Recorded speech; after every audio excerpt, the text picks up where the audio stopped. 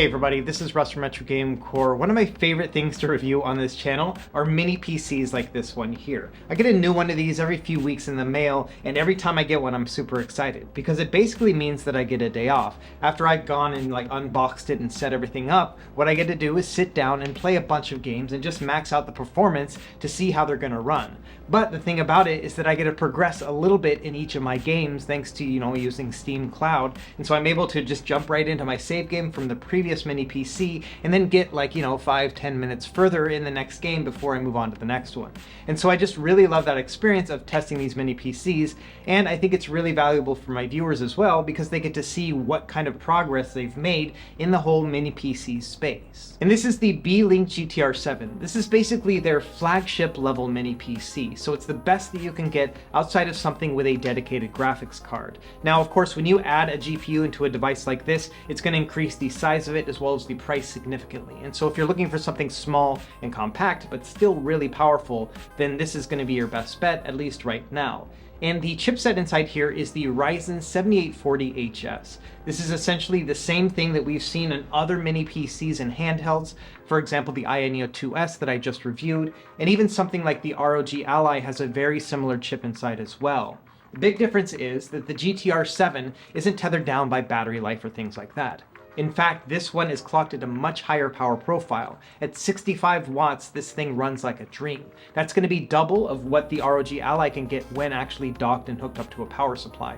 And so because of that, the performance that you'll find here, despite the fact that it has the same chip, is going to be miles better than you can find on those handheld PCs. And so really, I'm pretty excited to show this one off right here because it has a lot of power for the amount of size that we have here, and the price is pretty good too. We're looking at about $750 altogether for one that already has the RAM and the hard drive already installed. So really, we're looking at something that's pretty similar in price, but obviously doesn't have a screen and a battery.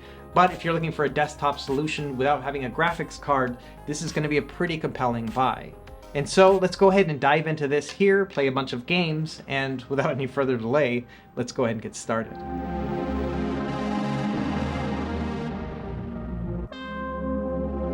All right, let's start with talking about the specs. Like I mentioned before, this has the Ryzen 7 7840HS, and this is very similar to the 7840U chipset that we've seen in handheld devices like the Neo 2S. And these both have the same integrated graphics, the Radeon 780M. The big difference here is going to be the power profile. The HS is set at 54 watts, but can actually be boosted up to 65, and that's what Beelink has done here out of the box with this device. They've also included fast RAM. We have 32 gigs standard of DDR5 5600 MHz. In addition, the storage has been upgraded as well. We have a 1 TB SSD. For connectivity, we have Wi-Fi 6E and Bluetooth 5.2, and then also dual 2.5 gigabit Ethernet in the back. As far as video outputs, we have 4 different options: DisplayPort, HDMI, and then 2 USB 4 ports in the back, which are all capable of 4K. The USB 4 ports can also go up to 120 Hz and can be used for a variety of other things like external GPUs. As far as colors, we have 4 different options here. I kind of like the fact that we have the choice because you can go with something really bold like the orange one, or something a little bit more subdued like the green that I have, or gray.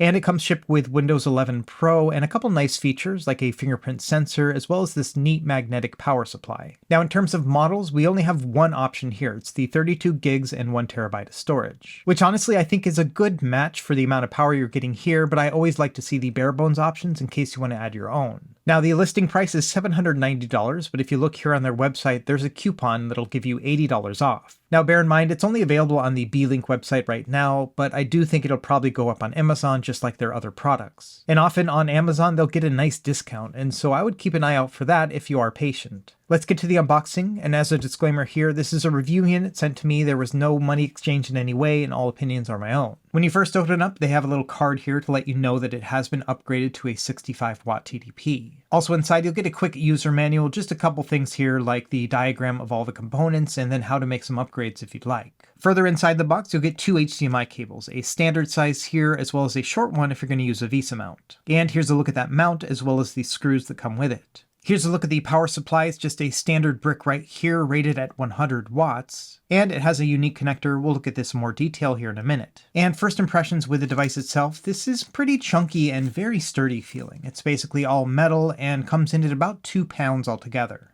Up top, we have a bunch of ventilation and then the fingerprint sensor on the bottom right. This will also function as a sleep and wake button too. And I found that the sensor here is really accurate. I've never had any issues logging right in. On the front, we have more GTR branding and then the power button on the left, a clear CMOS button here, and then two different USB ports, both rated for USB 3.2, and then finally a microphone headphone jack.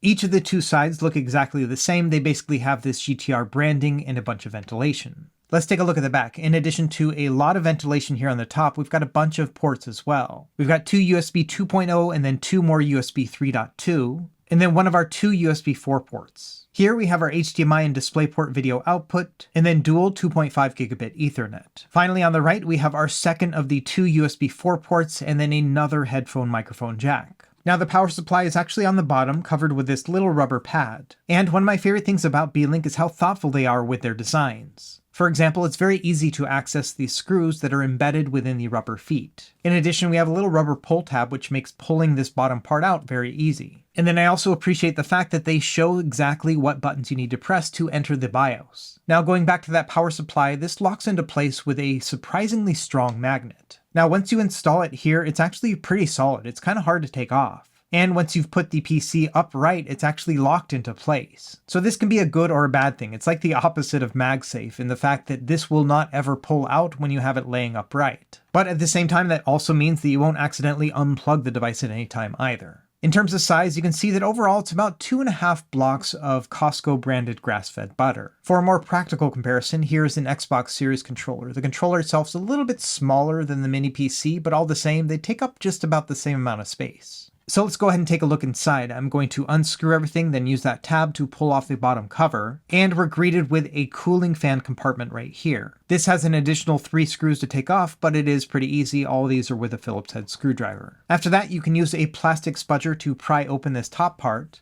And this top cover does a couple things. Number one, it is a feeder for the power supply, but it also acts as a heatsink for the SSD, and then also that small fan probably just takes some heat away from the RAM as well. Now because this is a somewhat larger mini PC, I thought there might be room for a 2.5-inch SATA drive. But as you can see right here, the upgraded drive is an M.2 slot, so this is only going to take those 2 slots right here. There's no space for that 2.5-inch drive. Let's go ahead and take a closer look. Here's the solid-state drive as well as the Wi-Fi chip on the right. And on the opposite side, you can see we have dual channel RAM here rated for 5600 megatransfers per second. So that's a quick look at the hardware. Let's go ahead and start it up and do some tests. Let's start by looking at the cooling system. So we have 38 degrees Celsius here on idle, and it's drawing about 5 watts overall from the CPU. Now let's run a CPU intensive task like Cinebench R23. And there's a couple things to note right here. Number one, we are getting that 65 watt power draw right here. And let's have a look at the thermal. So after about 7 minutes altogether, you can see it's still riding at about 83 degrees Celsius. In fact, this is the hottest that it ever got. So considering the fact that we have a small form factor PC, this seems to be doing a great job when it comes to cooling. And so now let's get a listen to the fan noise here in just the ambient room.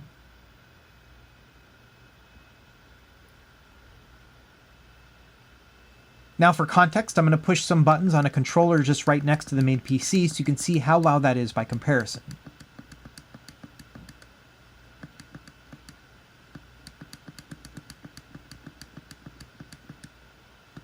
So overall, I would say that the fan noise here is perfectly acceptable. It's not what I would consider loud, but definitely noticeable under a heavy load. If you're interested in the Cinebench score, you can see it is 16,643, which is pretty impressive for an 8-core 16-thread CPU. Next, I wanted to test something a little bit more GPU intensive, so we're going to do Time Spy right here. First thing to note is that the GPU temperature stays nice and cool, about 65-67 degrees Celsius. And if you're looking for the score, here it is right here, 3254. And the graphics score is decent, it's about 3000, but the CPU score is really high. We're at 11,145. For a comparison, here's the ROG Ally. I ran this test while it was plugged in, so 30 watts altogether. And you can see the overall score is not that far off, but the CPU score is much lower than what we found on the GTR7. So it looks like these 65 watts are going to make a big difference when it comes to CPU-bound tasks in particular. Now, to get a feel for the overall size, here it is on my desk compared to a 24-inch monitor. And as you can see, it is quite small, so if you are looking for something that you want to keep on your desktop but not take up a lot of space, this is going to be a great solution. Now personally, I think that all the GTR branding that we're seeing on this device is just a little bit gaudy, like I would have appreciated it just to be more simple. I mean, I get the fact that Beelink is probably proud of this machine because it can do a whole lot, but all the same, they don't have to write GTR in every little spot. Regardless, when it comes to just desktop gaming, having this here or maybe in your living room, yeah, this is going to be a nice fit. So now let's go ahead and move over to PC game testing. Usually I start with really lightweight titles and move my way up, but I'm going to start with like more moderate games and then move from there. And that's because this device is so powerful, it can breeze through games like Hades and beyond absolutely no problem. If you're into competitive shooters, you can see here with Counter-Strike Go with 1080p low settings, I'm getting an average about 140 frames per second.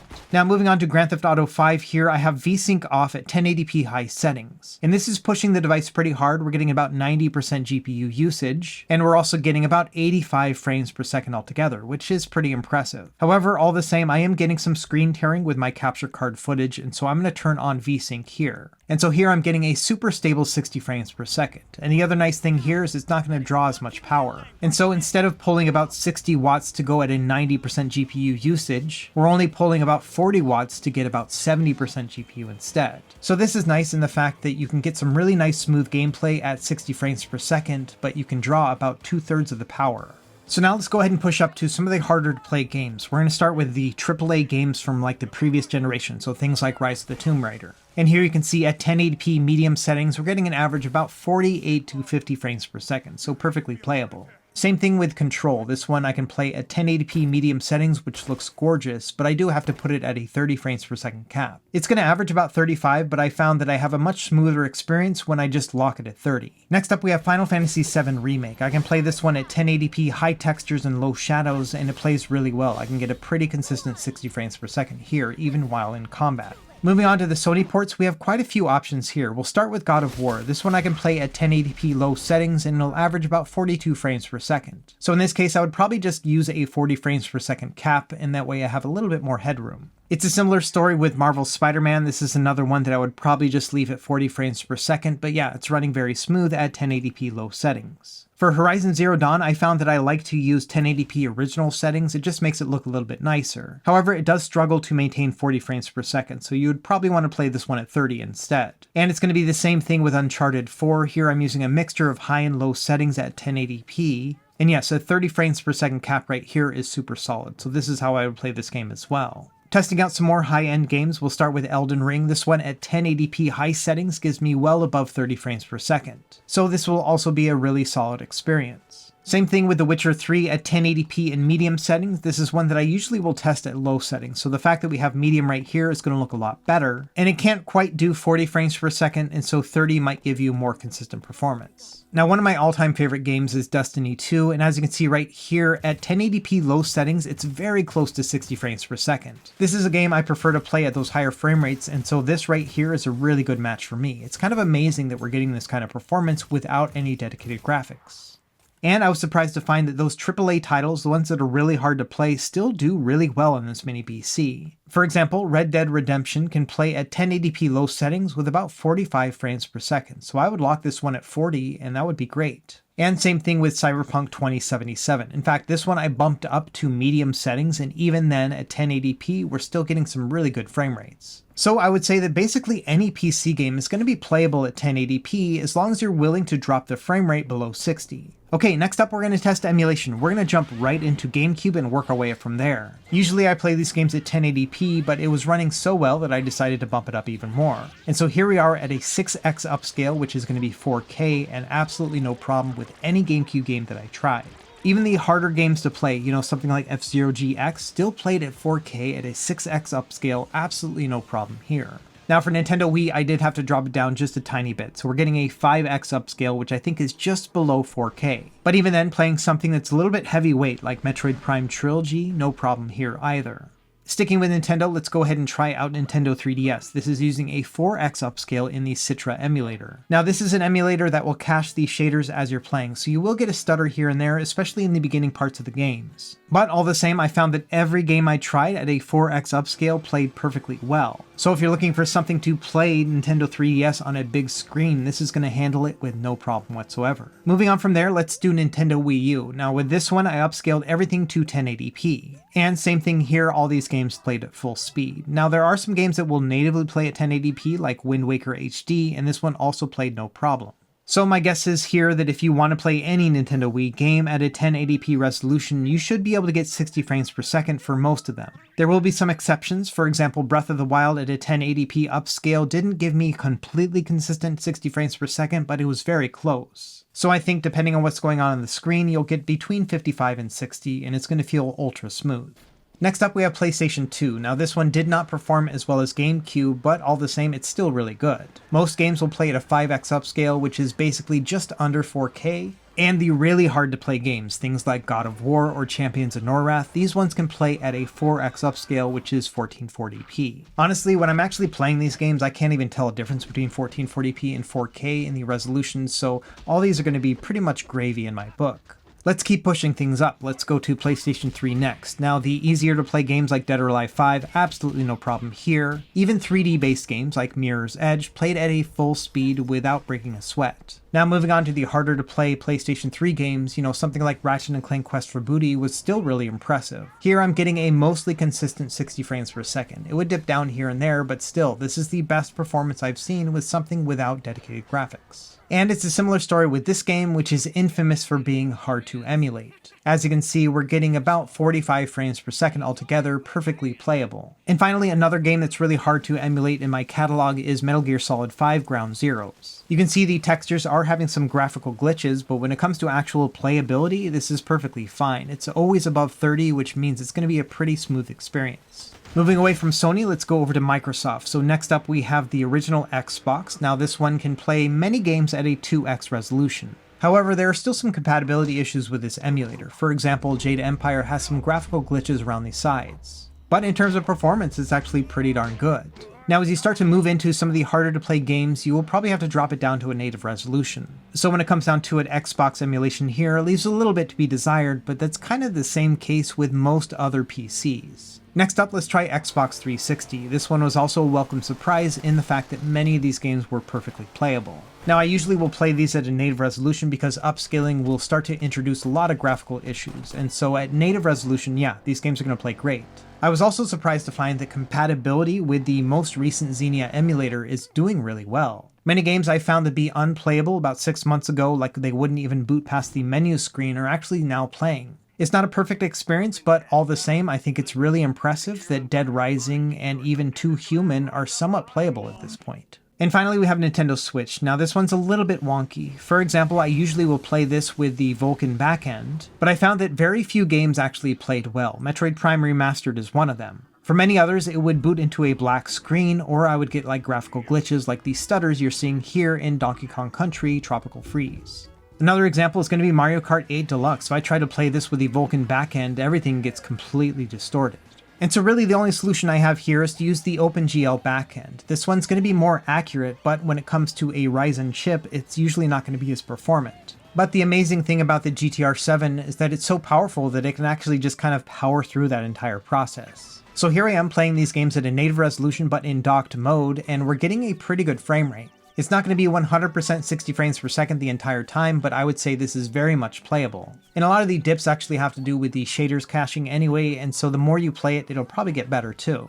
And I get a lot of questions about this mysterious game right here, so I did want to show you at least the performance statistics right here on the top left. And you can see that after the shaders have cached, even here in the open world, that we're getting about 35 frames per second. And bear in mind that I actually am using a 1080p upscale right here just to improve the graphics as well. So this is definitely playing better than it does on original hardware. Okay, and last thing I wanted to do here was to jump into the BIOS just to show you that yes, everything here is completely unlocked. So if you are the kind of person that wants to tinker around with the settings, you will have access to everything right here. Now, another thing I usually like to do with these mini PC reviews is to boot into a custom Linux firmware. This one here is Batocera and it's made for gaming. Now, unfortunately, this one would not boot past the boot screen. So there's a couple things going on right here. Number one, this is a new chip. And so because of that, yeah, compatibility often will have issues when it comes to Batocera. And so it lags behind just a little bit. But I'm confident that as this chip gets more widespread, we will definitely see compatibility within Batocera, and I bet you performance is going to be excellent too. The other thing is that this is just a great sign in the fact that yes, it will boot into a custom Linux firmware. So that's going to be great if you want to use this machine with a different Linux distro. Alright, now with the testing all done, let's go ahead and start wrapping things up and talk about what I like and what I don't like about the Beelink GTR7. Number one, I like the overall size. I'm a big fan of these mini PCs, but I think the build quality here is exceptional as well. I'm also a fan of all the different ports that we have available. We've got two different USB 4 on the back, but then we also have both USB-C and USB-A on the front, which is going to give it easy access too. I think the cooling profile that we have right here is doing a very good job, and the fan noise is not bad either. And of course, as we've seen, the performance here is excellent out of the gate. I didn't have to do any tweaking in the settings or BIOS at all. It just ran this well from day one. Essentially, this can emulate every single system available, but can also play 1080p PC games with basically everything as long as you're okay with dipping it down below 60 frames per second. And finally, one of my favorite things about Beelink products are all the little things. For example, I like the fact that it's so easy to get inside the device thanks to the way that they've laid out the bottom, but it's also just really nice to be able to unlock the computer using that fingerprint sensor as well. So it's just those little touches that mean a lot to me. Now, of course, no product is perfect, so there are a couple things I want to address, but to be honest, it was kind of hard to even come up with this list in the first place. So here's what I came up with. Number one, yes, this is a pretty pricey PC. Even with that $80 discount, it's going to be $710. And of course, at that price, this is a pretty huge investment. And so unless you're in the market for something that's really small and at this price point, this may be a little bit out of your range. And of course, you can spend your $700 elsewhere and get really great performance too. For example, you could build your own desktop PC and definitely get more performance for $700. But of course, you will be missing out on these small form factors, so it's really going to come down to what you prioritize. Another thing to note is this is very early in the release cycle of this particular chipset, and so because of that, you will have some compatibility issues. For example, with Nintendo Switch emulation, I found that the Vulkan backend just didn't work very well right now, and so this will probably require some sort of drivers update in the future. And same thing like we saw with Batocera, this is one that will probably need to be updated for compatibility down the line. And finally, my last point here, and this is very much so a nitpick, is the fact that I'm just not a big fan of seeing the words GTR everywhere on this mini PC. I think it's a really nice PC, but all the same, I just don't need to be reminded of its name every single time I look at it. And so in wrapping things up here, you're probably wondering whether or not I recommend the GTR7. It's really going to come down to what you need. If you need something that's small and compact, but you also want a lot of power, then yes, the GTR7 is an excellent choice. And because this is so powerful, I think it's going to be future-proof for many years to come compared to some of the cheaper options. However, if you don't need this much power, for example, if you're only wanting to play up to GameCube and PS2, then this is a little bit of overkill. You can find other Beelink mini PCs that can play GameCube and PS2 at about half this price. So really, it's going to be about whether or not you want to be on the cutting edge and you also want something that's small and compact like this. I think from a purely technical standpoint, this thing's a little bit of a marvel. The fact that we can play so many games at high frame rates with high resolutions is really incredible. The entire time I was testing this machine, I felt like I needed to pinch myself just to remind me of the fact that this doesn't even have a discrete graphics card. To see this kind of performance on something with integrated graphics is just something that I really couldn't fathom a couple years ago. And so if you are in the market for this particular niche and the price point fits your budget, then yes, I don't think you're going to be disappointed with the Beelink GTR7.